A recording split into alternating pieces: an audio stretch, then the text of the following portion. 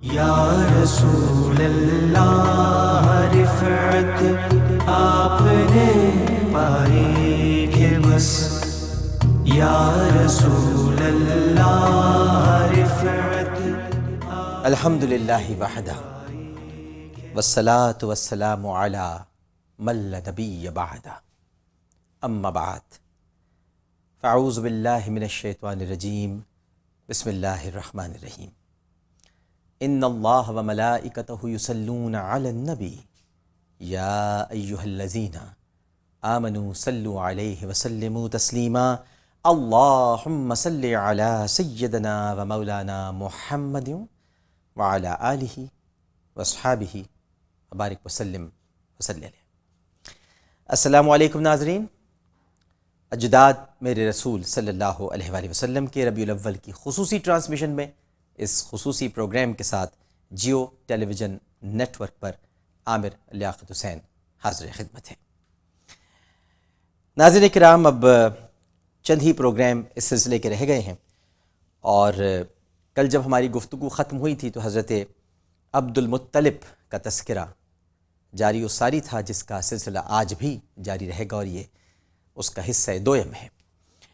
کل جب پروگرام کا اختتام ہوا تھا، وقت ختم ہوا تھا، تو میں نے آپ سے گزارش کی تھی کہ مہدی اور خضاب کے بارے میں بھی حضرت عبد المطلب نے جو کارہائے نمایاں انجام دیے ہیں، کچھ اس کا تذکرہ بھی آپ کے سامنے کروں گا، بلکہ اس کی ایجاد کا سہرہ ان کے سر ہے، تو وہ آپ کو بتلاؤں گا، اور یہیں سے ہم گفتگو کا آغاز کرتے ہیں۔ بہت مختصر سی بات ہے، لیکن چونکہ ایک ہمارے ہاں مہندی اور کلر لگایا جاتا ہے خضاب بالوں کو رنگنے کے لیے، تو اس کی یعنی متعارف کرانے کا جو سہرہ ہے وہ چونکہ حضرت عبد المطلب کے سر ہے، تو یہ بات بھی ہمیں بتلانی چاہیے کہ مہندی کا خضاب بھی عبد المطلب نے ایجاد کیا اور اسے باقاعدہ مکے میں متعارف کرایا تھا۔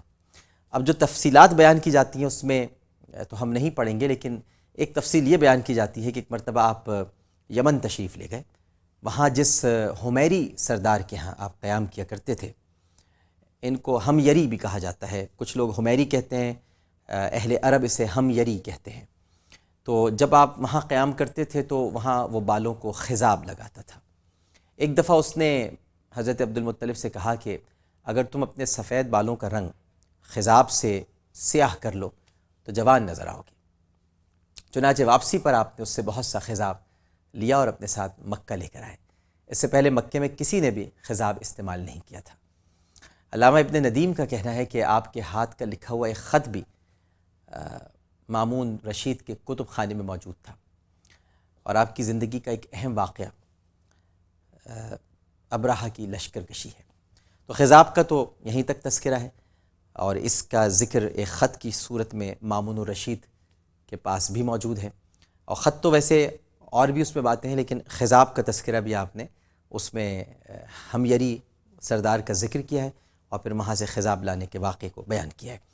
اب آ جاتے ہیں ہم ابرہہ کی لشکر کشی کی طرف۔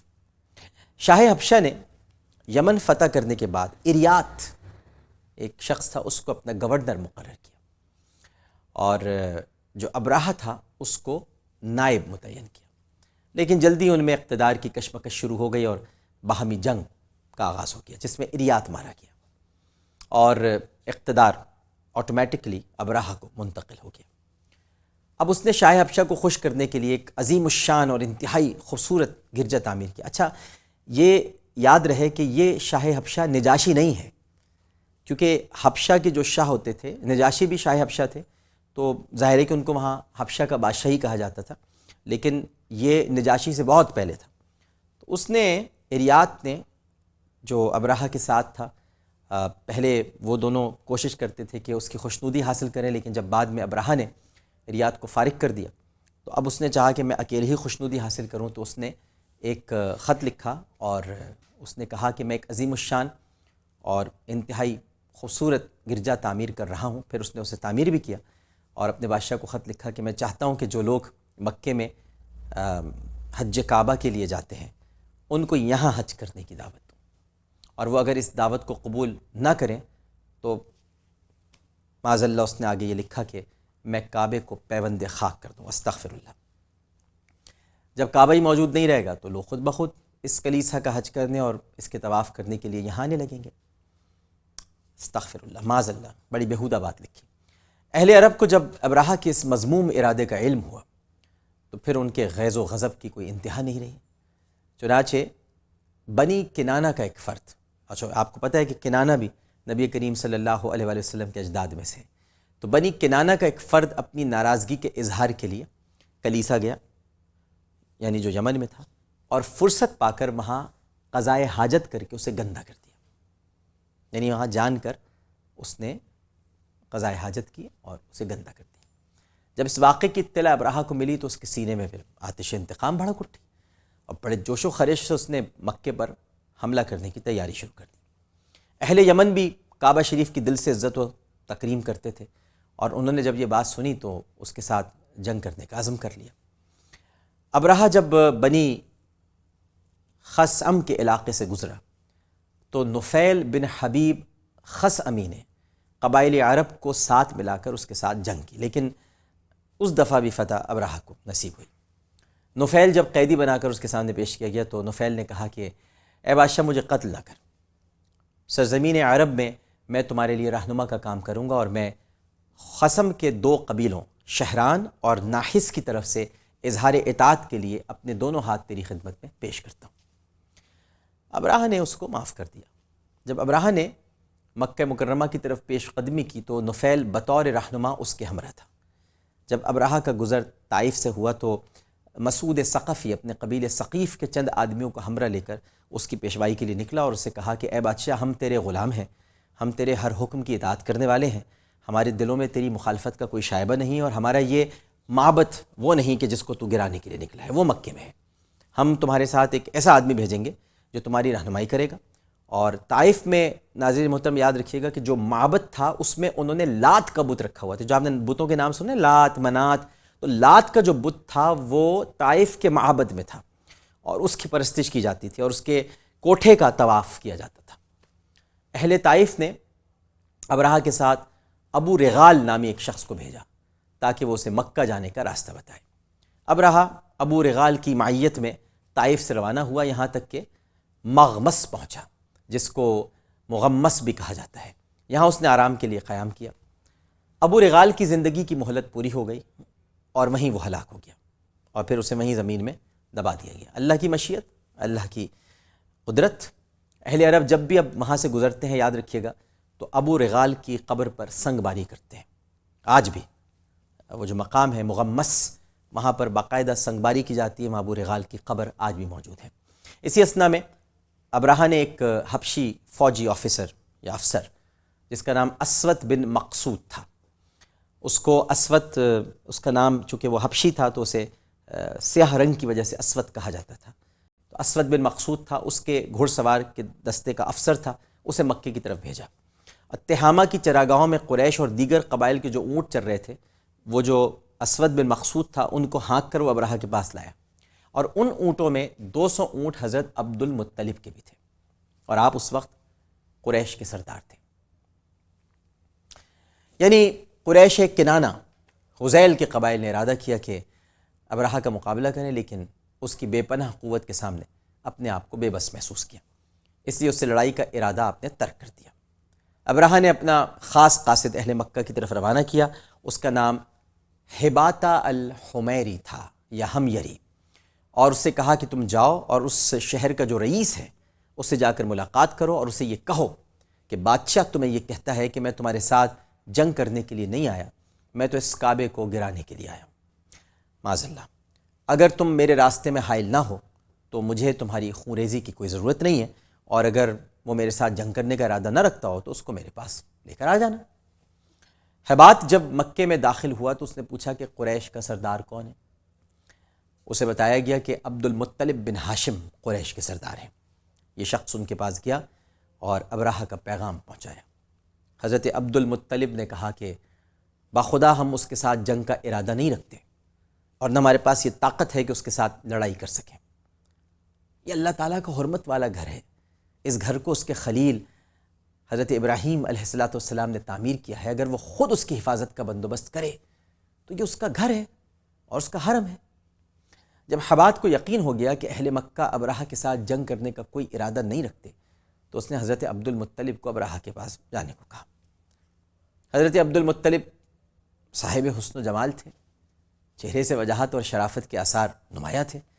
ابرہہ نے جب آپ کو دیکھا تو آپ کی بڑی تعظیم کی، بڑے آداب بجا لائے، اور یہ پسند نہ کیا کہ خود تخت کے اوپر بیٹھے اور انہیں نیچے بٹھائے، اور یہ بھی مناسب نہیں سمجھا کہ ان کو اپنے ساتھ تخت پر بٹھائے، کیونکہ اسے ڈر تھا کہ لشکر کے لوگ اس کا برا منائیں گے۔ چنانچہ ابرہہ اپنے تخت سے نیچے اترا، قالین پر بیٹھ گیا، اور آپ کو بھی اپنے پہلو میں قالین پر ساتھ بٹھایا۔ پھر ترجمان سے کہا کہ ان سے پوچھو کہ کس کام کے لیے آئے ہیں۔ ترجمان یعنی جو آج بھی آپ دیکھتے ہوں گے کبھی چائنا کے پریزیڈنٹ یا پرائم منسٹر یا جرمنی کے پریزیڈنٹ پرائم منسٹر یا عرب ممالک کے صدور یا ایران کے صدر، جہاں جہاں زبان کی اپنی عزت ہے بھائی، ہمارے ملک میں تو نہیں ہے ہماری زبان کی عزت۔ جس ملک کو اپنی زبان کی عزت ہے وہ اپنی ہی زبان میں بات کرتے ہیں۔ ہم چونکہ اپنی نہ زبان کی عزت کرتے ہیں، نہ ملک کی عزت کرتے ہیں، نہ اپنی آزادی کی عزت کرتے ہیں، ہم تو بڑے بے عزت لوگ ہیں، لہٰذا ہم اپنی زبان کو اہمیت ہی نہیں دیتے۔ لیکن پہلے سے یہ ہوتا ہے ناظرین کرام کہ جن کو اپنی زبان کی عزت کا پاس ہے وہ اپنی ہی زبان میں بات کرتے ہیں، اس کے لیے ترجمان موجود ہوتا ہے دوسرے ملک کا۔ اور آج بھی آپ دیکھیے، کیا چائنیز پریزیڈنٹ کو یا پرائم منسٹر کو انگلش نہیں آتی ہوگی؟ کیا ایران کے صدر کو انگریزی نہیں آتی؟ کیا عرب ممالک کے کسی بھی سربراہ مملکت کو انگریزی میں گفتگو کرنا برا لگتا ہے؟ نہیں، ایسی بات نہیں ہے۔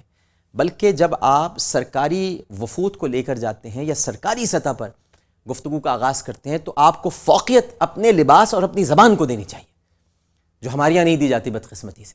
ہمارے یہاں تو اردو بولنے کو یا اردو میں گفتگو کرنے کو کم علمی سے تعبیر کیا جاتا ہے، جہالت سے تعبیر کیا جاتا ہے، اور ہم تو جان کر انگریزی بولتے ہیں، وہ بھی غلط بولتے ہیں، لیکن ہم انگریزی میں ضرور گفتگو کرتے ہیں۔ بہرحال یہ تو ایک ضمناً میں نے بات کہہ دی، اور انہوں نے ترجمان مقرر کیا، اور اس نے کہا کہ ان سے پوچھو کہ یہ کس کام کے لیے آئے ہیں۔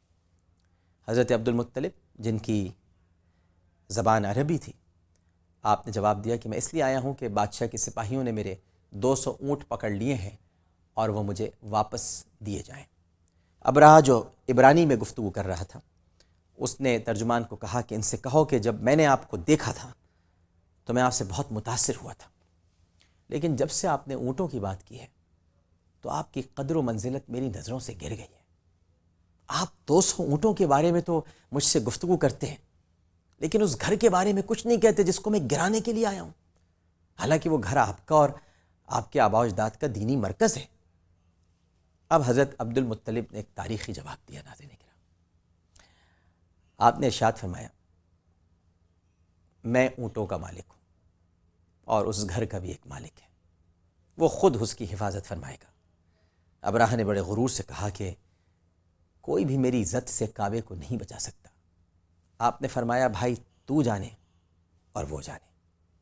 اس وقت عبد المطلب نے بارگاہ الہی میں عرض کی، کیا اسلام تھا ان لوگوں کا؟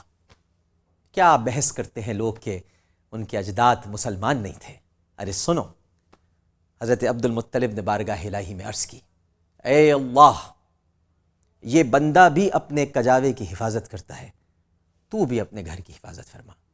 ایسا نہ ہو کہ ان کی صلیب کل تیرے گھر پر غالب آ جائے اور نصب کر دی جائے، اور اگر تو ان کو اور ہمارے قبیلے کو آزاد چھوڑنے والا ہے تو جس طرح تیری مرضی ہو تو اسی طرح کر۔ دو پہلو نکلتے ہیں اس دعا میں۔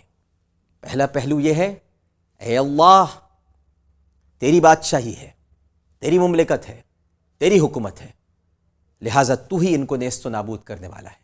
اور دوسرا پہلو یہ نکلتا ہے، اور پھر اے اللہ، ہم تو تیری رضا پہ راضی ہیں، اگر تو ایسا نہیں کرنا چاہتا تو تو جیسا چاہے کر، ہم تو تیری رضا پہ راضی ہیں۔ یہ وہ دو پہلو ہیں جو ہر مومن کی زندگی میں ہونے چاہیے۔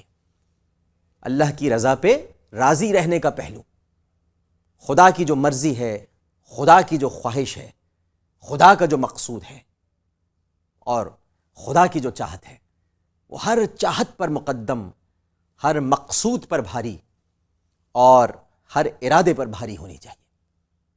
لیکن ہم ایسا نہیں کرتے، ہماری خواہشات زیادہ اہم ہو جاتی ہیں، اور ہم یہ چاہتے ہیں کہ جو ہمارا ارادہ ہے یا جو ہماری خواہش ہے اللہ ویسا ہی کر دے۔ اللہ ویسا ہی کرتا ہے، لیکن جب تک ہم اپنے ارادے اور خواہش کو اس کے ارادے اور خواہش پر نہیں چھوڑتے۔ بہرحال یہ ایک الگ فلسفہ ہے، اس پر کبھی کسی اور پروگرام میں گفتگو کریں گے۔ تو اب کعبے پر ابرہہ کی لشکر کشی کا واقعہ ہے، تو میں چاہتا ہوں کہ اس وقت اس پروگرام کو ہم یہیں ختم کریں، کیونکہ ابھی بہت ساری باتیں کہنی باقی ہیں ناظرین محترم، اور دوسرا دن ہوگا جب ابرہہ لشکر کشی کے لیے ارادہ کرے گا، اور پھر اس کے ساتھ کیا ہوگا یہ ہم کل کی نشست میں بیان کریں گے۔ اجداد میرے رسول صلی اللہ علیہ وآلہ وسلم کے، فی الوقت عامر لیاقت حسین کو اجازت دیجیے۔ اللہم صلی علی سیدنا و مولانا محمد وعلی آلہ واصحابہ وبارک وسلم وسلم۔ کل انشاءاللہ اسی پروگرام کے ساتھ اسی چینل پر اسی وقت دوبارہ حاضر ہوں گے۔ اپنا بہت خیال رکھیے گا۔ اللہ حافظ۔ یا رسول اللہ رفعت آپ نے پائی کہ بس، یا رسول اللہ